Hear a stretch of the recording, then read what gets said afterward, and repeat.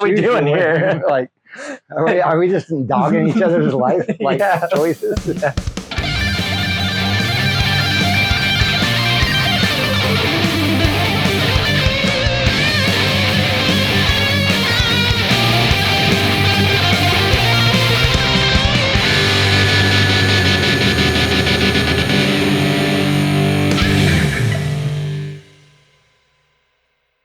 Ready? Yep. Hello, everyone, and welcome back to the Not Famous Tattoo Podcast. My name is Dray, and this is... I'm Josh. Josh over here to my right, your left. Today we want to kind of swap it up a little bit, switch it up a little bit. Not so much talking about artists and what we do, but we're talking about the customer experience side of things. There's more artists out there in the world right now than there ever has been before. And now I think customers in general are like aware that they need to go do research and check out their artists and choose the right artist for what they're looking to get done. Yeah. Whereas that wasn't the case, many years ago. But yeah. We're just kind of try to give you a little rundown on like what to look for and what to be like anticipating. Cautious, what you can expect to happen during your tattoo process. Totally. Like I said just a moment ago, if you go back, let's just go back even 20 years, like, you just walk into a tattoo shop and you just kind of assume that if they had a tattoo shop, they knew how to tattoo, and you were picking your designs out. It wasn't really much different than going to a restaurant. And you look at the menu, you pick out your meal, they cook it. And if they had a restaurant, they probably were pretty okay at cooking. I'll take 6B, please. Yeah, and they've made 6B 900 times, so they got it dialed. And like the dragon, my first tattoo, I picked a dragon out of the book, and that artist had probably tattooed that dragon at least 100 times or something like that. Sure. So, and he did a great job. He had it dialed. He probably could have done it with his eyes closed. But now there's a lot more to it than that. It's flash shops are becoming less and less, and more custom is the way to go. And so, and people are researching artists, and we're just here today to kind of give you a little rundown on what to look for and what to be wary of, red flags. I would say also, are people not wanting flash as much, or are they just wanting what they see on the internet? Like a flash wall used to be a flash wall, right? Where you had the 1,000 designs, but now all of a sudden with our cell phones, it's like, I have 10 million designs to choose from. Well, and like we touched base on a few episodes ago, where tattooing now is more in our living rooms than ever before, and it's more in the media than it's ever been. And so to your point with like Pinterest, there's millions of designs available for you. And that's like one thing that, I know a lot of artists, myself included, like don't love, is if you show up, you got your phone, you're like, I want this, I saw it on Pinterest, and depending on what artist you're talking to, it's a little bit like having Richard Petty drive your Uber to the grocery store. He's capable of a lot more than that.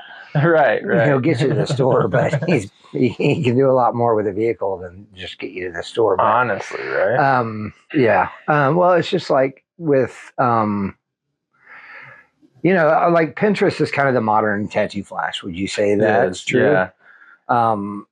Much more options, but again, you're still looking at a page of drawings and like, it's like, honestly, the lack of creativity, like if you go into a tattoo shop that has a ton of flash, they may have 40 tiger heads, and then every shop that has a bunch of flash has like 40 different tiger heads, but none of them are like the same even across shops.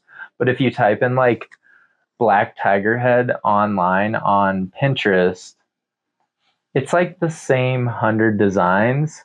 So it's almost like you're actually getting less by going online. Yeah. Which sounds strange because the internet just has everything, but you have to realize like not every artist is like posting their flash online because they don't want other artists to steal their flash. Robbing it, or then it becomes a part of AI's creative tools. Right. If it's online, versus not. And I was looking at Knuckles' page the other day, and he was like talking about red flags or like things he won't. What are those posts? They're like propaganda I won't fall for. I won't believe anymore or whatever. And like he said something cool that I thought not a lot of people do anymore, but like the people that have been in this industry for a long time and street shops are like, you can use my flash, but buy my sheet from me. And that allows you to use my flash. So it's like, if I go buy 10 sheets from Knuckles, like that's basically him saying, you bought my prints, you supported my art, and now you can tattoo my art. It's kind of like a trade almost. Yeah. Whereas Pinterest, it's like people are drawing these designs, they're posting them online, they get reposted on Pinterest, and then the person tattooing it, for one, they're completely copying that art without making changes, and two, like they're not supporting the artist and they're not shouting them out because they don't even really know who drew the design. I had a client years ago come to me, and we had a consult set up, and she showed up for that, and she had a drawing that she had screenshotted on her phone from the Instagram page of another tattoo artist in Chicago, and it was a buffalo head type design. Okay. And she's showing me this on her phone at the consult, and she's like, this is what I want. And I was like, well, I can give you something like that. Right. I'm a custom artist, and I do fancy myself as pretty good, pretty creative. For sure. Especially back then, like neo-traditional was kind of my focus and where I studied and where I like preferred to be. And she was like, well, yeah, I really like this, but why don't you draw me up some stuff? And I did that. And at the end of the day, she was like, well, I want this buffalo head. I really like this buffalo head. So I actually told her, well, then what you should probably do, go to that artist Instagram page, DM her, set up an appointment, fly to Chicago, and let her tattoo her own work. Honestly. I'm not going to do it. I respect that. And I don't know. I don't know if she ever did that. I know I didn't do it. I did a couple other tattoos on her, but never the buffalo head. And it just kind of rides that line of ethics like we talked about earlier. Like some artists are going to be like, hell yeah, I'll do other people's work. I don't care. I'm just looking for a paycheck. And then some people are like, I kind of have integrity with wanting to create custom designs. Not only do I not want to rip that artist off, but like if I'm going to sit here and spend time on a piece and give you something, like I would like it to reflect my work. Well, and there was certainly like integrity in that position that I held with that person, but like also a little bit of like, that was probably a 3-year artist drawing of a buffalo head. And I would say it lied somewhere in between American traditional and neo. I drew about 2 other ones that I thought were like far superior artwork. I really do think so. And so I was like, I don't know, I can give you a better buffalo head, I think. But anyway, I wouldn't do that because it was someone else's art. I wouldn't want another artist to do that. Like have a consult where someone shows them my picture. Like I've had other artists tattoo my drawings before. I've had my artwork stolen before. For sure. And it fucking sucks, man. It does. I had a client come up to me a couple months ago and we're like, hey man, I was like looking online, I saw someone's page down in the Springs and like, did you draw this? And I was like, that is mine. Wow. Holy shit. Like, again, just a shout out would be nice. If you're going to go poach stuff off people's like Instagrams, drawings, tattoos, whatever, recreate it. Like, I think we spoke about it in like the very first episode. It's like, at least just shout the person out. Like, if you bring me like a Monet painting that you want on you, like, I'm not going to just be like, check out this lily pond painting that I tattooed on someone's back. It's like, no, this is a recreation of Monet's lilies or whatever, you know, and like kind of, because it's actually kind of cool to like go back and look at the original painting and then look at the tattoo and be like, oh, this is what they changed, or oh, they like nailed it dead on, or it's just Whatever, like yeah. cool to see, I think. And it keeps the wheels going of like, we are all inspired by something, so might as well talk about your inspiration. Well, and or like give you a DM. Yeah.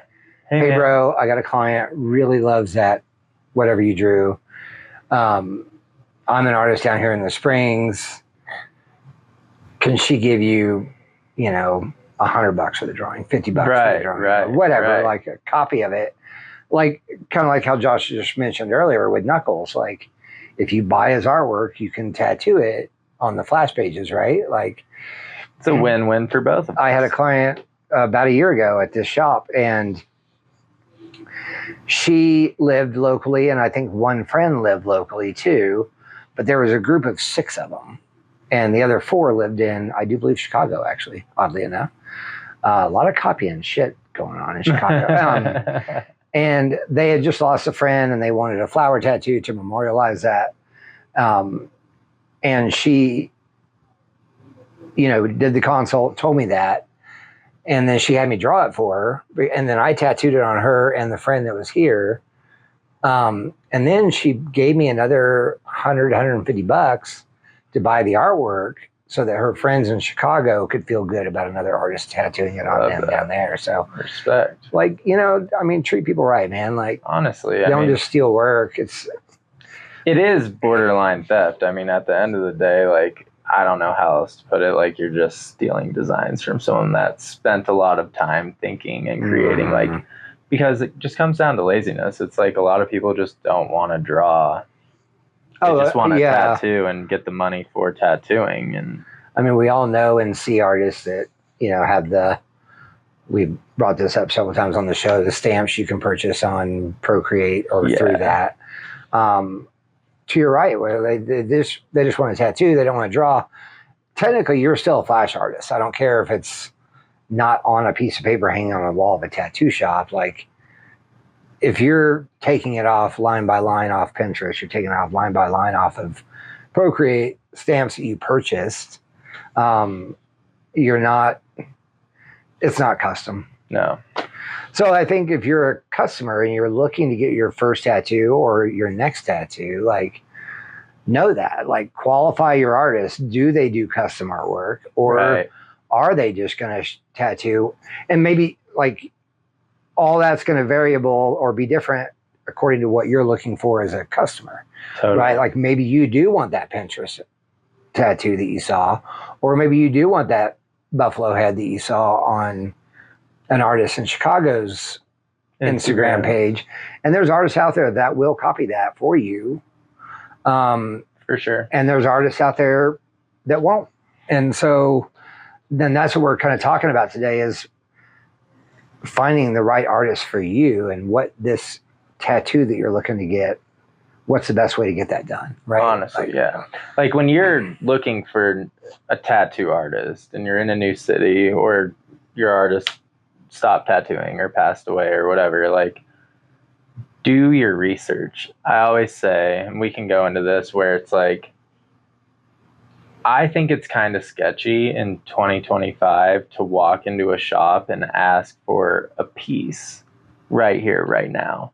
Because if an artist is available to do like a 7-hour tattoo on the spot, chances are they may not be worthy of a 7-hour tattoo.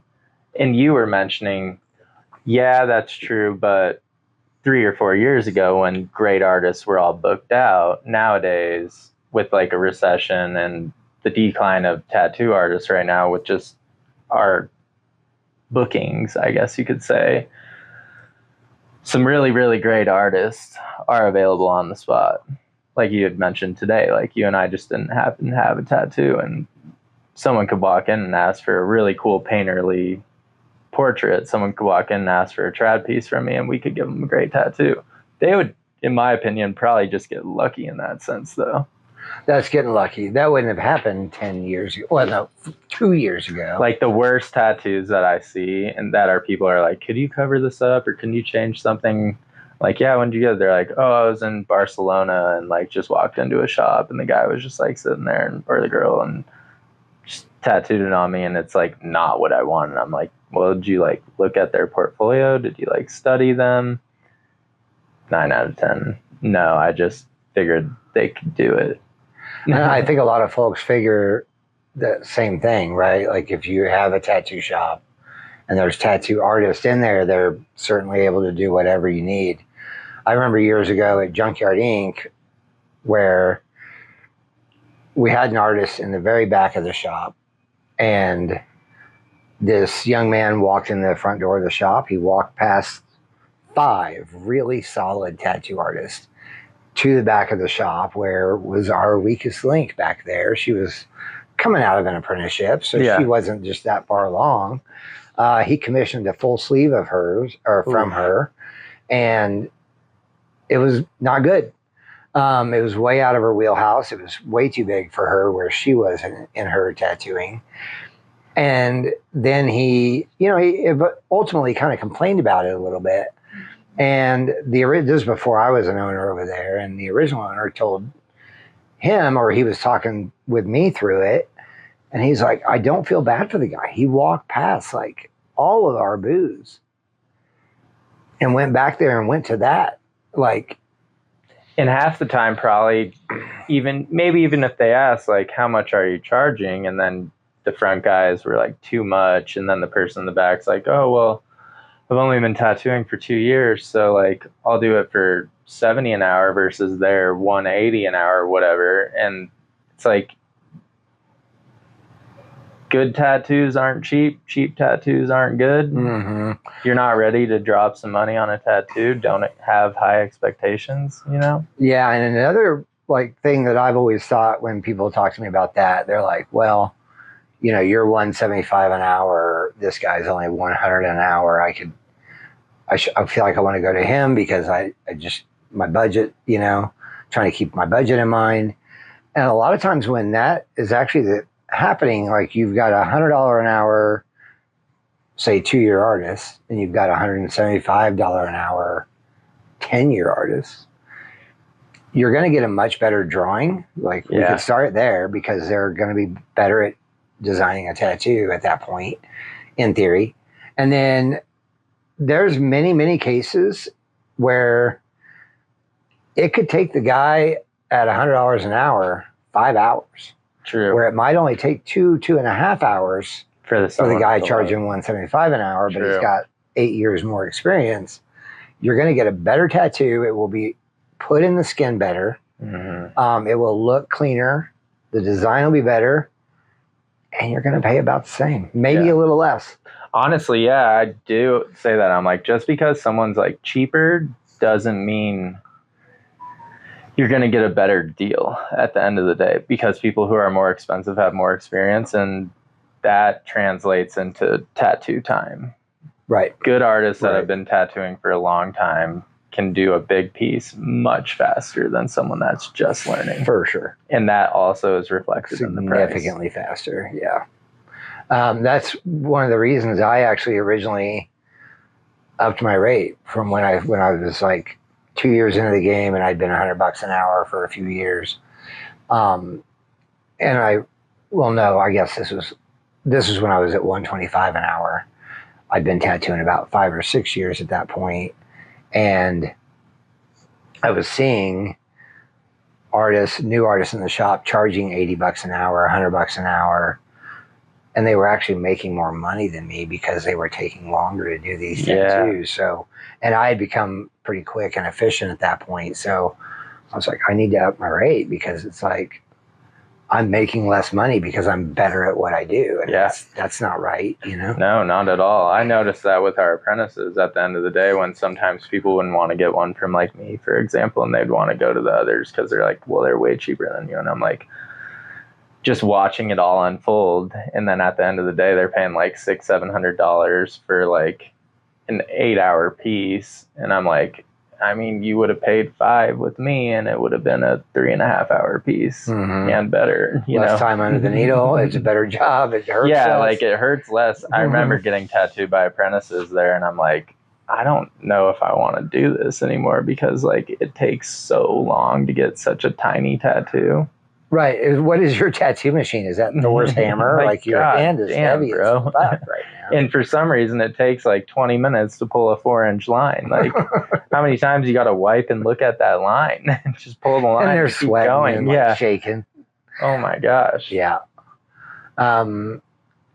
Yeah. So like, these are all like things that I don't think you naturally would think about. No. Especially if you don't know and it's like your first tattoo or you've only been with one artist and it's crazy when you start getting tattooed by like a handful of different artists and you're like, oh, this person's really efficient or this person's like really slow or this, like you just start to notice like every artist and experience is going to be very different. Very different. Yeah. And then you throw in another whole wrench into the system of like, you got to pair up what you're wanting done with what that artist likes to do most of the time and what's their wheelhouse and matching up with that. Mm-hmm. I mean, I don't know how many times I've had people come to me and be like, compliment me on a painterly realism piece that I did on their buddy or whatever. Tell me how cool it is. And then I'm like, awesome. Thank you. I appreciate that. What do you want me to do on you today? And they're like, well, I want you to do this tribal rose or whatever. And I'm like, well, it's not really, like what I do. Like, you don't really. Like, I can do it, but hey, you can go online and look, and there's like cool apps like Tattoo now where you can literally type in a style in like a city and it'll have all the artists in that city that do that style. And then you click on their profile and like see all of that art. 100%. And you can reach out and book through that app or whatever, so. Yeah. Well, and it goes the other way too. Like they come to you with a neo-traditional piece that they want, and they come to me for that, but then they're like, like, I feel like the artist should, like, if you go to a shop, right, and one guy does mostly realism, one guy does mostly neo-traditional, don't go to the realism guy to get your neo-traditional piece. Like keep bringing it in, right? Like wait for that person to become available versus the guy that's open today, right, who does a completely different style. And that's what I've always appreciated about the old shop, and we run the same type show in here. Like someone comes in the front door and they ask for fine line flowers, like we'll send them to Katie. Yeah. They want black and gray neo-trad, there's your guy. You want realism, there color, me. Like I think it's awesome. I think shops should all do that. I don't know that they all do. I don't think that they all do, but perfect world, you could walk into a shop, I'm looking to get this done, and they're going to tell you, well, Tony's your guy, or Allison, or whatever it is. But again, I think that still should be largely upon the customer, because you can't trust that every shop's going to do the right thing. Not at all. Do you mind if we take a quick break really quick? No. I need to like splash some water on my face really quick. I'm so fucking nauseous right now. Back at it. Okay.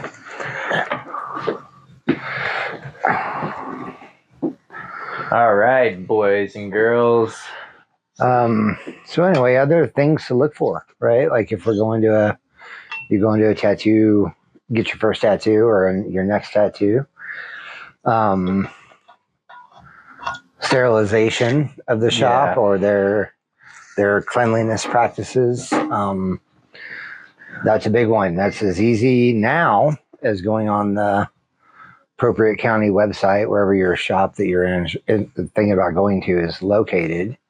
And you can look on the health department website, pull that shop up, and they'll show you any infractions that they have had or had not had. On their health score. On their health score, and then it'll give you a score for their health department inspection. Yeah, I think that's huge. And just like walking in and seeing like, how do the floors look? How does everything, just kind of like, you can gauge, when you go to a restaurant, you kind of look in the back and you're like, oh, if that kitchen looks rough, or wow, this place is spotless. You kind of know what you're going to get from there. There was this old Chinese restaurant years ago in Lafayette. And I was saying by going there, I'd seen it a bunch. I drove past it like almost every day when I went to work. And one day I was coming home from work or about to leave work, and I was like, man, I want some Chinese takeout. It was a late night for me. And I Googled that restaurant, and one of the reviews said, all the reviews were like, just don't do it. It's not worth it. And then like 3 or 4 of the reviews mentioned this kid always running around barefoot in the kitchen and back and forth and all that. So I went somewhere else.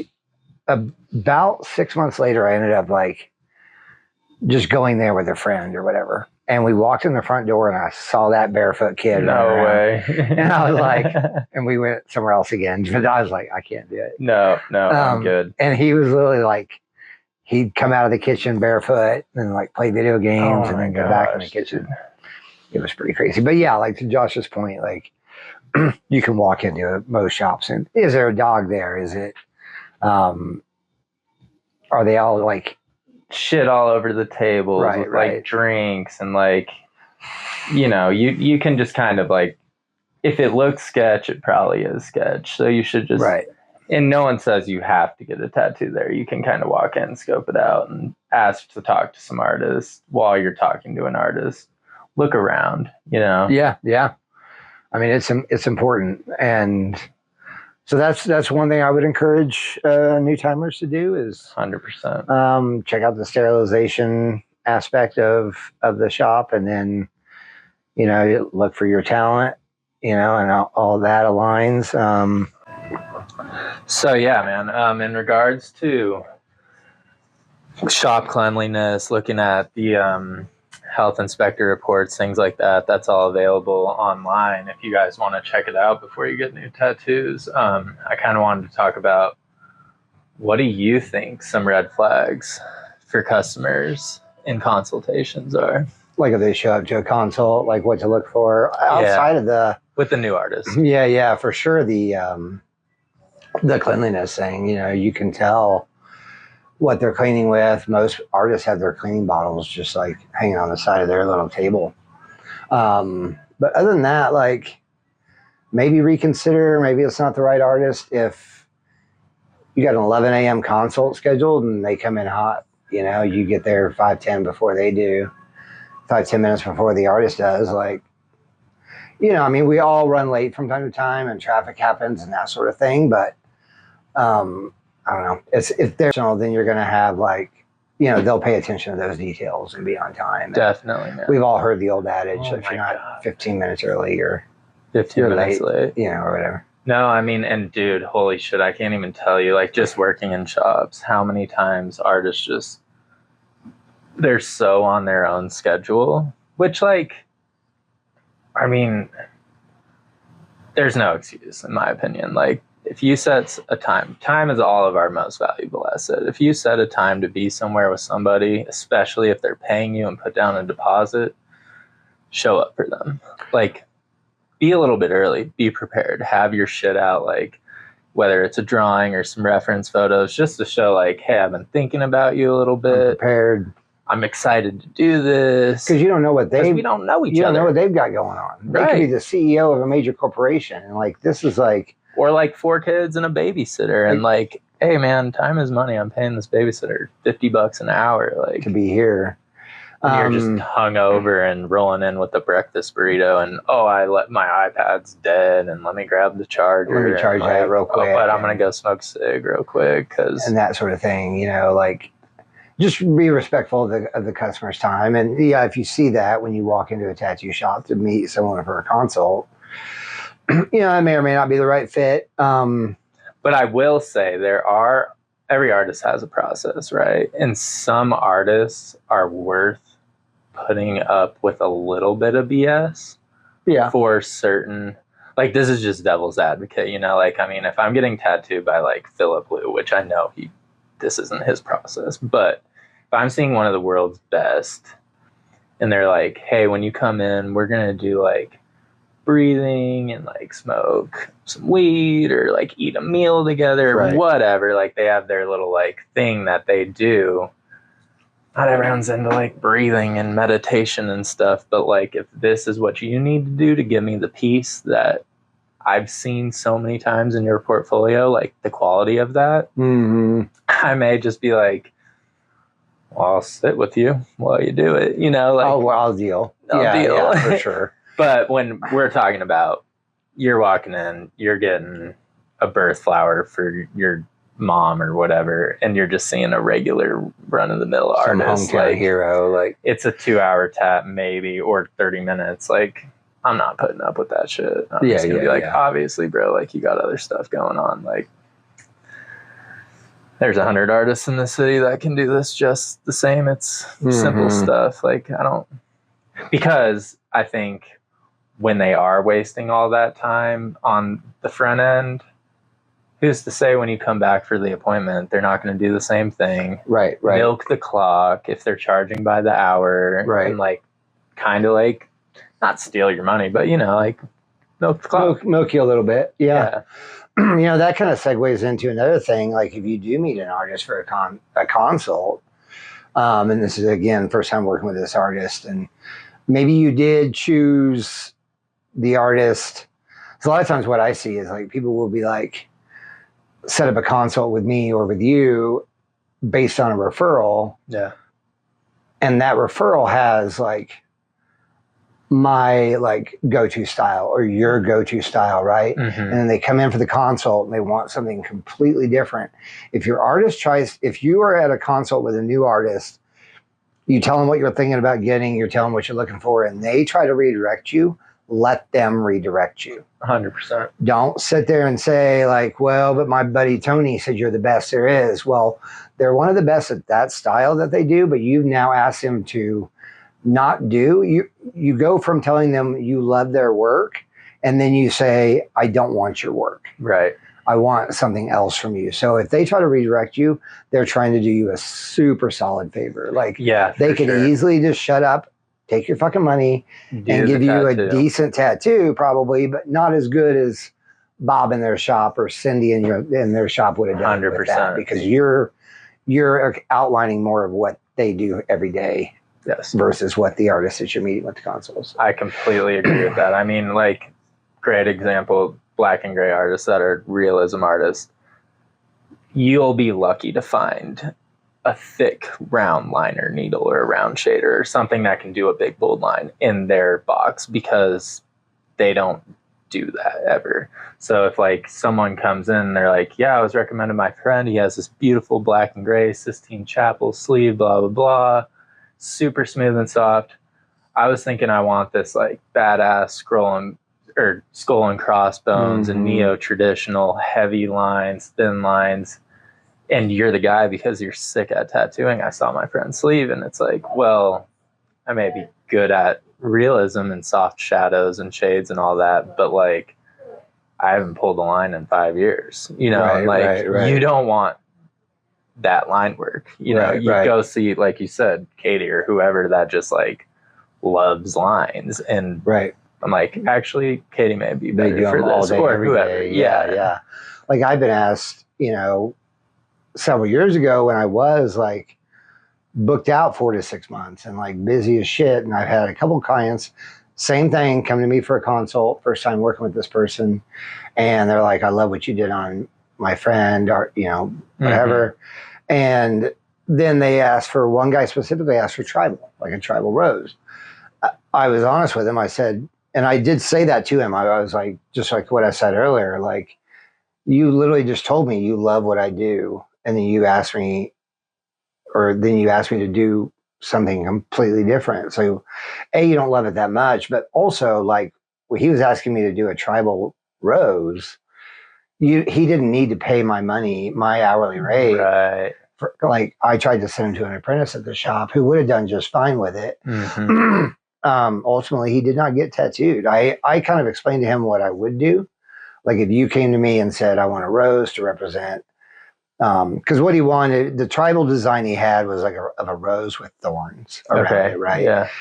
And he had recently overcome a lot of bad things in his life. And he was like, the rose was now representing like he's flourished out of that. And I told him, I gave him a rundown of what I would do if he were to just be like, this is what I'm trying to represent with this tattoo. Totally. Go. And I did that. And then I said, I sent him away and I was like, take a week. Think about if you like my idea better. If you decide at the end of the day you want my idea, here's my card, hit me up. I'm happy to work with you. If at the end of the day you decide you still want the tribal rose tattoo, here's my apprentice's card. Hit him up and he'll do a great job for you. Right. I don't think he contacted either one of us. Maybe he was a little bit turned off by that conversation, but I feel like he should have appreciated the conversation. And I was going to say, I mean, sometimes people take it as like a personal thing. They're like, you just don't like me and my ideas. And I'm like, no, actually, like, I care about pretty much everyone pretty equally when it comes to clients. But sure. Yeah. Realistically, like, I'm just trying to get you the best tattoo possible. And like, I will sacrifice my money in payment or whatever to give it to someone else, because at the end of the day, like, one of my big things, the reason I don't tattoo like 16-year-olds, even with parents' consent, is I don't want to be the reason that 16-year-old grows up to be a 25-year-old and is like, dude, I hate this tattoo. I was so dumb when I was 16. I can't believe that artist like let me do that on my body. I haven't worn a tank top in 10 years because I'm embarrassed. I can't afford a cover up or a laser. And I'm just like, I don't want to be the reason somebody looks at their body and like has doubt or a lack of confidence or just sadness, Yeah. And, like I've always said, I'm like relieved that I was intimidated to go into tattoo shops when I was younger like that. Yeah. And then I couldn't afford it anyway. So like, because if I had some of the shit that I wanted back then, I would be like so bummed. Fuck yeah. Stupid ideas. Even when I was like 22. I was going to say, even the tats that I was getting in my young 20s, I'm like, a lot of them are covered and whatnot now and then it's just unfortunate because like you put them in places where you're like, oh, I want everyone to see it. So you like throw that stupid little thing in the middle of your forearm, in the middle of your shoulder. And like, that's a prime part of a canvas for like a sick sleeve. Yeah. And then you get older and you start seeing beautiful sleeves that are all like tied together perfectly. It's one piece. And then you're like, damn, I can't do that because I have this tribal rose in the middle of my arm. Like, how do I build around that? Yeah. And on that note, like any artist I feel worth a grain at this point in the game, right? Like, you come in and you're 16, 17 years old and you set up a consult with someone, you got your mom or your dad there with you, and you want something like right there to represent whatever. Right. And, I think most artists at this point, and like I said, at this point in the game are going to be like, okay, do you ever have plans for a full sleeve? Right. If you do, let's think about putting that on your thigh. And we can have all this open real estate when you finally get around to doing the full sleeve. 100%. Again, they're not trying to push you away. They're not trying to not tattoo you. They're trying to do you a service. 100%. Because they have likely made that same mistake themselves. On their own bodies. And it's tough to look at year after year. Like a great example, I think, is like when people want to get like a name or a date and it's small. We're talking 4 inches wide at max. And they want to put it like right here on their forearm or on their shoulder. I'm like, you should do it like on the back of the wrist or the inner wrist, because like I can still build up a whole sleeve and incorporate that very easily. Right. But when you throw it right here, now you take the space where I would want to put like a big flower or a face or something that calls for a larger, flatter canvas. It's like I can put a date anywhere, but I can't put a face anywhere. I'm not putting a face on the side of your elbow because this is all taken with dates and names. Right. Like, so if you do, you're going to have to try to hide that name and date in like the eyebrows or the mustache. Right. And then it's just weird. And that's where it's like, do your research on your artist, because if you go and look at their portfolio and they have really good stuff that you really like and it's well composed, when they speak to you and give you advice, hey man, I'm not trying to like say this is a bad idea. I'm just saying you should go this direction. Just know that person has done all this great work that you loved. And so like it's worth listening to them. Sometimes people are like, "No, man, I want it there. I want it like this," and I'm like, "Cool, whatever, let's do it." Like, Yep. if that's where you want it, I'm not going to sit here and like argue or make you get the tattoo in the place you don't want to get it. I'm always just going to tell you, in my professional experience and opinion, I think this is what you should do. Yep. I mean, Seems to work. We do that for a living, you know, we know. Yeah. And we're just trying to pass that experience of previous clients on to you and help you out, you know, save you some money or save you a cover up down the road. Or I mean, we sit with artists all day, every day, some of us for well over a decade. And it's like the stories we hear and the experiences we've had in the shop. It's not just our own tattoo experience. When we're at Junkyard, you know, there's 8-9 artists there. Yep. You're seeing 8-9 times 2-3 sessions a day go down. That's a lot of experience to like, you know, back to and be like, "Ooh, this one time," you know, and just like it. But to someone that, let's say, even if they have a lot of tattoos, they're like, "I've spent like 50 hours in the shop." It's like, cool. That's like less than I spent in the shop last week. I get that's a lot of time for someone who collects tattoos. But at the end of the day, someone that's been doing this for years and been around it every day for years, I think our opinion should be at least taken into consideration when you're shopping for an artist and shopping for where to get the tattoo. And again, they're just trying to do a service, literally, or for you. All of us want to make money and do the tattoo. Like at the end of the day, that's our job. But we're just trying. It's on a human. So it's not like a canvas we can just repaint over because we don't like that placement anymore. It's almost like a good warning for clients out there looking for a new artist. With, you know, the economy the way it's been the past year and a half or year, whatever it's been, there's a fair amount of artists out there that are just going to be like, "I'll take it. Get in the chair, bro. I got you." Like, so where'd you say you want that? Cool. Right. Script. Yeah, I do script all the time. I did script just the other day back in 2016. So like, legit. So it's almost like your job's harder now when you're researching your tattoo artist, like really pinpoint what that person does every day. Yes. And see if it aligns with the ideas in your head for your new tattoo.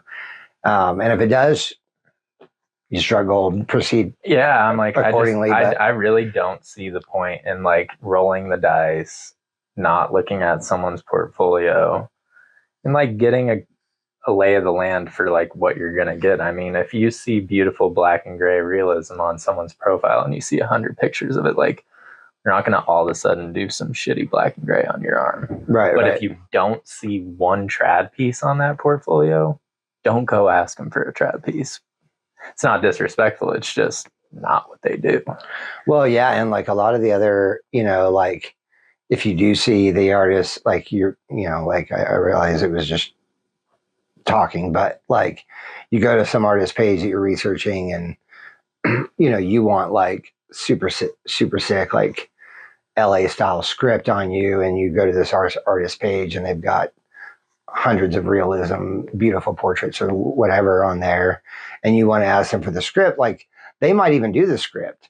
They also might be $425 an hour, right? And you're not going to get a break just because you want a hour-long script piece. Right. You're going to pay $425 for it. Whereas if you went to, because script's pretty chill, like most people can kind of handle it. Right. And like you go to someone that pays, you know, that charges $150 an hour, $200 an hour even. Right. That's your better fit. And it's an even better fit if they do script, you know. 100%. I just had a thought. I mean, this field is moving towards like more of like a medical professional field. Not like we go to med school or anything, but like specializing. We specialize. Yeah. And I mean, you've been hurt so many times. I've been hurt so many times.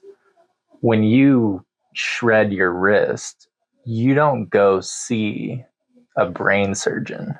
You go and see a hand specialist. Like, I get that brain surgeon went to college and has their PhD, and I'm sure they could do a fine job sewing my wrist back up.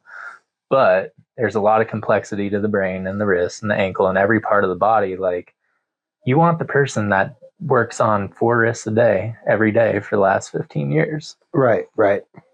And yes, a wrist doctor may be less expensive than a brain surgeon. Mhm. I don't know. But at the end of the day, your wrist is going to be fixed. Exactly. Probably a little better if you go to the wrist guy or the hand surgeon. And that's where it's just do your due diligence, stick to the style, bring them ideas, let them unravel their ideas, and then make little edits from there.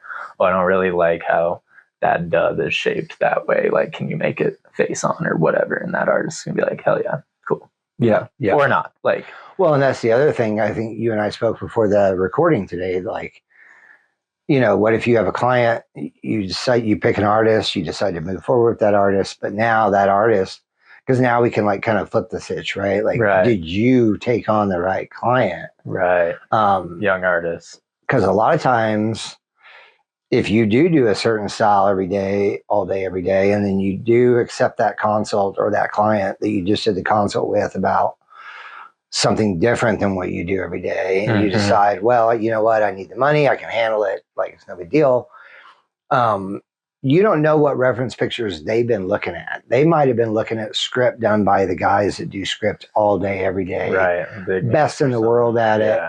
And now you did script just the other day back in 2016, like 11 years ago, and then you're going to show that client your drafts, and you might have to go through a handful, 15 redraws. Yeah. Because you're not what they were looking for. Your script isn't up to par to someone that draws script all day. Right. Day. And that's a oops on a twofold, right? Right. Like the client didn't do the best research they could have done because they did land on you, and then you just went ahead and been like, yeah, I got you, man. Right. And it's for the artist too, like on the other side of the coin, you have to know when to draw a line in. I don't think we're a good solid fit. After 6, 7, 8, I mean, there was that day that I think I did 27 revisions on a 4-leaf clover, and I was like, bro, I mean, at this point, we're changing things that in 5 years you won't even notice when the tattoo heals. Like, there's probably only 30 different 4-leaf clovers in nature. I didn't even realize I could draw. I actually thought it was one of the hardest art challenges I've ever had to do, because it was 4 leaves, 1 stem. How many different ways can you draw that in black and gray realism? 28. I don't know. And so I was like, probably around the 20 something, I was like, hey man, like if the next one isn't it, like I think you may need to see a new artist, because I just don't think, it's not that I won't draw for you. I mean, like at the end of the day, after a certain amount of revisions, I start charging client per hour or per revision, depending on the situation. And so I'm like, I just don't want you to keep paying me to change a stem. 1/4 inch that way, 1/4 inch this way, curve this way, this long, whatever. Like, it's just like, maybe you should bring my drawings to someone else and be like, hey, I didn't like this part about this, I like this part, and then have someone draw it in a different way, just because like for some reason we're not seeing eye to eye. And as an artist, you need to know, like, that was that kid's first tattoo, and he's anxious and nervous and doesn't have an artistic brain, so he's just like trying to see different variations to see what he liked. And so what I did was like, hey man, you got 20 something drawings, sleep on it, the appointment's in 2 days. After 2 days, relook at all these, pick the one you like best, and just go with that one. Because at the end of the day, they're very subtle differences. And I think you've been staring. Oh, and for clients, the more you stare at a piece, you're going to want to change it. After time, we all look at tattoos on our body that we've looked at for 20 years. Oh, I'd change this. Oh, I'd do this. I'd place it like this, because it's art. Like, it's subjective. It's not ever going to be perfect forever. Well, and I've decided not to work with clients before, like after getting the deposit and after working on the drawing for them, and I get X amount of changes, and I'm like, I will talk to them and say, at this point, you've changed this tattoo design so many times, I am now completely terrified to tattoo you. Yeah. Because whatever you land on, and whether you land on that design out of pressure, or you feel like you just got to pick something, or or you're feeling my frustrations with the whole thing going down. If we pick something, and you've now changed the design 28 times, right? So whatever we land on in a week, I know you're not going to be happy with that tattoo. And then you're calling the shop. I never want a client not happy with their work. Like, it happens, but to minimize that is like what I want to do, what most artists want to do. They don't want to ever have that happen. And so I have preemptively let clients go before, because it's like, you just see it coming. Right, dude. So at some point you're terrifying your artist if you're, I was going to say, and trust them. Like, they've been an artist for years. Most of us, since we were like 3 years old, we've been drawing, and we know design, and we know the way it works with the body, and we know shadowing and structure and composition and all this stuff that is going to make your, whatever you're trying to get done, it dictates which direction we're going. You know, and if you're not an artist, like, you're a whatever you do for a living, but it's not an artist, then why are you trying to tell me or micromanage me with, you came to me, you hired me. Right. Based on what you saw on my portfolio. Right. Let me do my job. To give you the best tattoo. This is where I become an asshole in the tattoo world, when I stop sending designs to clients more than 4 days before an appointment, because they run around and show all their friends and family and blah, blah, blah. Yeah. And this is just something for, your young artists to pick up on. But like, they'll come back day of, I got the stencil ready. We've already sized it all out. I'm prepared. And then they're like, dude, my cousin, he was saying like, he thinks it should be like this and that. And I'm like, oh, cool. And it's not a good idea. And I don't mean to be disrespectful, but it's just like we just said, if you're not an artist, you don't know. Mm-hmm. And I'm like, oh, that's really interesting. Like, how long have they been tattooing, or, a fine artist? Professional. And they're like, oh no, he's actually he works in electricity, does power grids. I'm like, oh, fuck cool. His opinion. A lot of kidding. Why? Like, what? You definitely need composition and power grids. Like, I mean, I understand that like all of our friends and family matter, but like, in their opinions, listen to your artist. Yeah. Like, at the end of the day, it's your tattoo. It's not like, I would love to tell people like, stop getting tattoos for other people. Who cares what people think about your tattoo? If you like your tattoo and you like your artist, get the tattoo. Because you just or said don't. It's your tattoo. It's your tattoo. Like, when people are like, oh man, I'd never get that naked girl on my shoulder. And I'm like, good thing it's not on you. Right. Cool, dude. I would never buy those fucking clothes. Right. Like, what are we doing here? Like, are we just dogging each other's life choices? Yeah. Sick, man. I don't like orange cars, but you do, apparently. But that Subi is orange. Yeah. Do you, bro? Mind your fucking business. Mind you. And that's another thing too for like new artists. Like, if you do have a consult and you are drawing for this client that you just spoke with, and you decide to make some changes to the direction of the face or whatever. Yeah. Like, have reasons why you did that. Yes.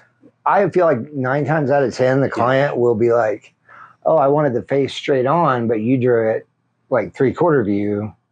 And if you can give them like 1 or 2 like solid evidence reasons why you did that, made that decision, 9 times out of 10, they're going to be like, that makes sense. That looks great. Let's go ahead and go for it. Yeah. And that's a great thing for like young artists as well. Like, in that exact scenario, if they want the side face, but they have sun and clouds over here and the face is here, you can just quickly explain, if I do a 3/4, the way the sun and the light source is hitting the face, I'm actually getting some of that cheek on the right side. I'm getting more high contrast, and it's going to bump the elements of the face. You're going to see the nose better and the eyebrow and the chin.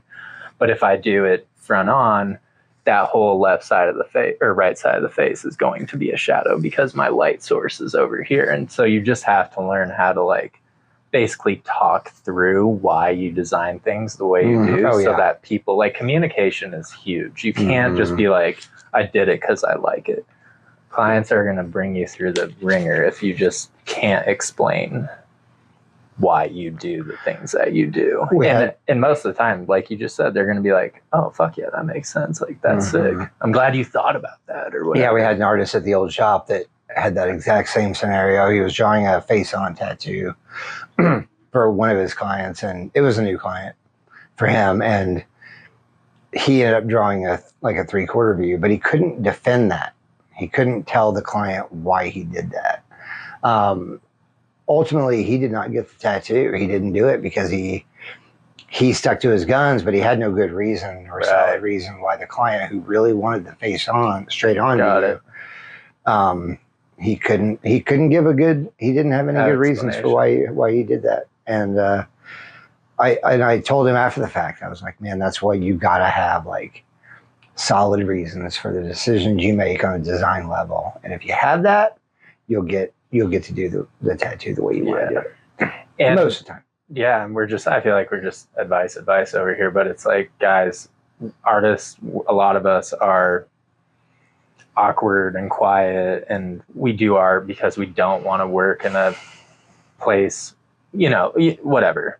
We kind of want to be on our own and stuff and do our own thing, but like, we have to learn how to communicate. And going back to consultations, red flags for clients and artists, if you're not with an artist or that can communicate well, unless their portfolio is super sick and you're letting them do their style, be wary of that, because I mean, communication is really everything. This is going on your body forever. So yep.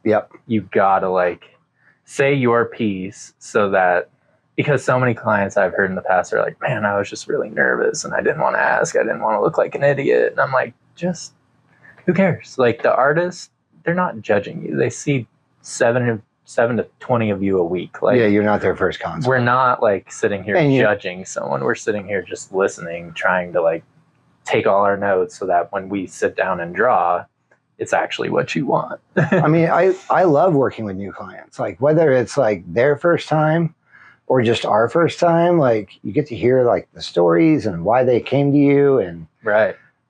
And to Josh's point, there are no stupid questions. There aren't. Like, again, it's going to be on your body forever. So get it right. And you just wind up for the rest of your life. Man, I wish I told him I wanted those dragons when it was bigger. It's so fucked up. It's not worth it. It's not worth it. Like, it's one thing to go to Target and buy like the wrong. You really wanted the red dress, but all they had, it was in the burnt orange. So you just like, whatever. Rock with it. That's $27 you'll never get back. But like, here it's forever, a part of your body. So yeah, be clear. And honestly, there's a lot of times, like, because sometimes, like, we both have a style, and when people come to us, they're like, I want a rose pink. And I'm like, cool. I don't really need much more than that. In the beginning is kind of what I would say to them. And then I go and like draw it, or like find photo references, and I send it over, and they're like, oh, but I actually wanted it like half blooming with like a full bloom on the bottom. And I'm like, oh shit, these are all questions I probably, because now I've like wasted time. Mm-hmm. So in your consult, like, you should be, both client and artist should be asking a lot of questions about like, do you want the side body? Do you want the full body? Do you want just a bust? Do you want the flower opening or closing? Do you want it from this angle? Like, because like, it seems like you're wasting time and asking stupid questions, but in reality, now that you have your whole list, face 3/4 view, only from chest up, flower half budding with full budding underneath. Now it's like putting that together. Yep. It's like mixing a cake with a recipe rather than just flinging shit in a bowl and saying like, try it, dude. Hope you like it. Right. And that's another thing. Like, if I'm doing a color tattoo and I'm in a consult with someone, I'm like, what colors do you love? What colors do you hate? Right. More important. Is there one color you need me to avoid because it reminds you of your dad and you don't like your dad or whatever it is? Like me, when I'm like, dude, free ball, but I just don't want blues or purples in me. Like, right.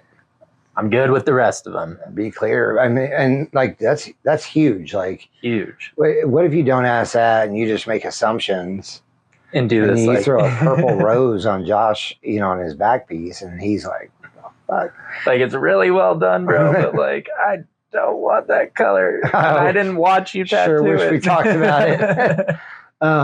So yeah, just again, like as clear as you can be with the artist, or if you're an artist watching this, with the client. Yeah. Like, communication. Just try to avoid accidents. Honestly, it just saves you time in the long run. And because every artist knows, we get frustrated after X amount of mock-ups because we're just like, I can't satisfy this person. Mm-hmm. I'm not good enough. Imposter syndrome, all the shit. Maybe I shouldn't work with this person. I'm stressed out. And then by the time you sit down to do the tattoo, you're just like, I can't wait to get this over with and just like send them on their way, and you don't ever want it. You want to sit down and be excited about every tattoo that you do, in my opinion, and give it your all and just not be over it before you even click your machine to 100%. start the tattoo. 100%. 100%. Yeah, man. How we looking? With that, we're over. Oh, okay. All right. Well, we're going to go ahead and close. I think we've had a little bit of inspiration lately. I think we're going to start a couple of new things at the end of each segment. So, like when we started recording, Josh set this book out. This is by one of his clients. I think we should start doing a little shout out at the end of every client. So go ahead and do that. All right. Andrew Bell shot it on Instagram. He's a local Denver artist, street artist, takes photos of people in the street, super cool stuff. Yeah, we just want to shout out the people around us that do really dope stuff as well and give them some light. Yeah, because a lot of times, he's got prints and books and everything online. Yeah, check him out. And I think with you suggesting that for today, I was like, what a cool thing. Like if we just did it at the end of every episode, we just shout out. Because so many of my clients, so many of your clients, they do incredible things as well. They're artists or they're performers or whatever. And I think just a little quick shout out randomly to people at the end of each episode. And then we have something for you today in the comments. I have two things for you in the comments. One, wrong answers only. Why is Josh wearing sunglasses for the recording of this episode? And something is different in the first part of the episode versus the second half of the episode. You'll have to look closely, but... a little I Spy for you. Yeah, a little I Spy. Take a seat and you'll figure it out. Anyway. So there, load our comments up. We'd love to entertain that and just let us know again what you want to hear, what you want to see, and just blow it up, share it, like it, subscribe. We always address comments and share, follow, all the good stuff. So, love you guys. Thank you very much.